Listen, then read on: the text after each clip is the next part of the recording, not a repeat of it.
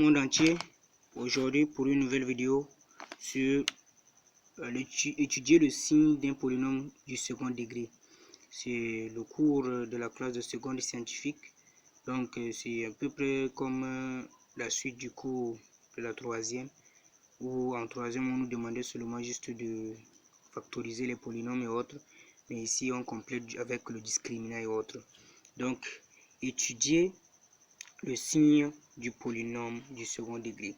On a un polynôme, soit p de x égale, défini par p de x égale moins 2x carré plus 2x plus 12.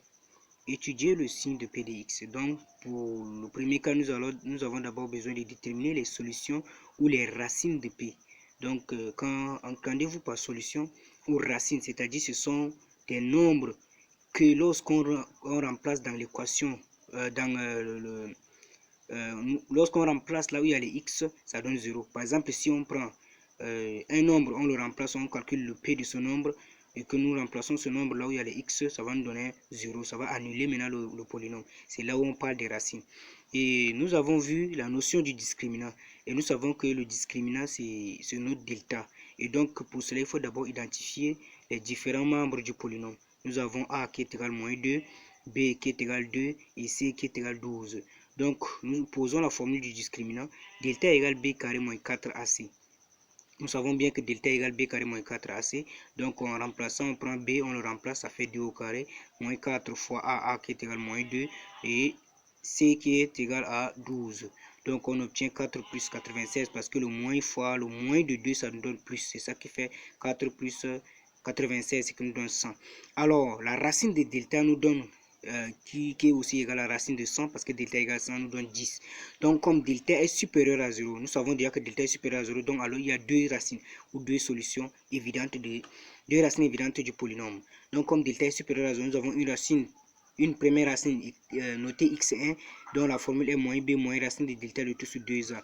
Donc moins b, donc nous avons b qui est égal à 2, moins b, donc ça fait moins 2, moins racine de delta c'est 10, donc moins racine de delta ça fait moins 10, et maintenant le tout sur 2 fois a, 2 fois maintenant a, le a c'est moins 2, donc on a 2 fois moins 2, ce qui nous fait moins 4, donc qui est égal à 2 plus 10, donc le moins d'en bas remonte pour multiplier celui d'en haut, donc ça fait 2 plus 10 sur 4, donc ce qui nous donne 3. Maintenant, nous avons une deuxième solution x2 qui est égale à moins b plus racine de delta le tout sur 2a.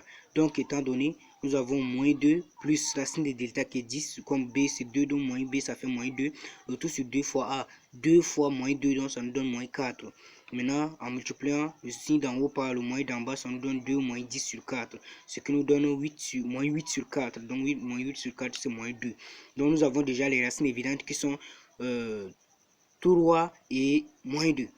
Maintenant, nous constatons que x2 est inférieur à x1. Donc pourquoi nous allons donner cette relation x2 inférieur à x1? C'est pour mieux construire notre tableau de signes. Parce que dans le tableau de signes, les solutions seront rangées dans l'ordre croissant. Nous allons d'abord dans l'ordre croissant. Donc pour cela, nous allons d'abord voir si laquelle des solutions est supérieure à l'autre afin de remplacer cela dans notre tableau de signes.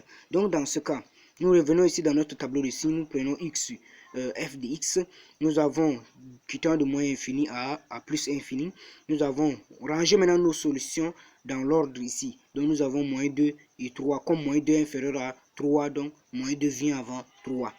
Mais ceci n'est pas évident parce que dans d'autres cas, vous allez voir que x1 va être inférieur à x2. Donc c'est par rapport au calcul que vous allez effectuer, par rapport aux données qu'on vous donne. Si vous obtenez les résultats, vous allez essayer de voir, essayer de comparaître si x2 est inférieur à x1 ou x1 est inférieur à x2. Parce que ça varie, ce n'est pas stable.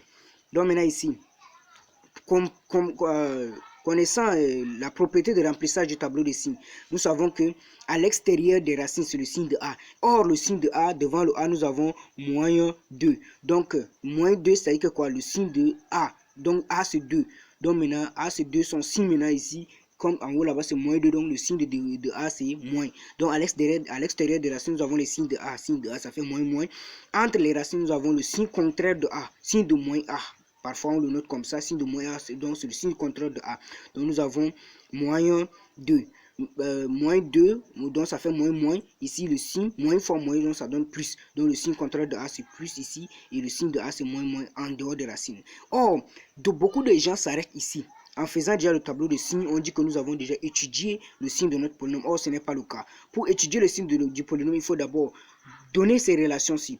Donc, d'où, d'après le tableau de signes, donc nous avons quel que soit x appartient à l'intervalle de moins infini à moins 2, union moins 3 à union 3 à plus infini, nous savons que c'est moins. Donc, or, moins en mathématiques, ça signifie inférieur à 0. Donc, notre polynôme est inférieur à 0.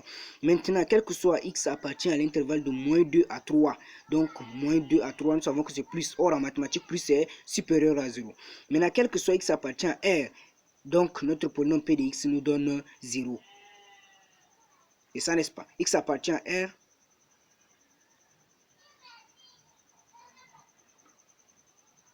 P de x nous donne 0 si et seulement ici S de solution c'est moins 2 et 3.